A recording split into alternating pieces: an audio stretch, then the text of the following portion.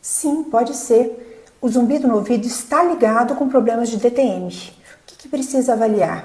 Se tem algum outro problema de DTM, ou bruxismo, ou apertamento dental. Se tiver esse bruxismo, pode ser que tenha muito desgaste nos dentes. Esse desgaste, há a perda dessa dimensão vertical, dessa altura dos dentes, comprimindo essa região. Então, é necessário tanto usar esse aparelho fisiológico neuromuscular, como restaurar, restabelecer a altura dos dentes, o tamanho, a forma, a função.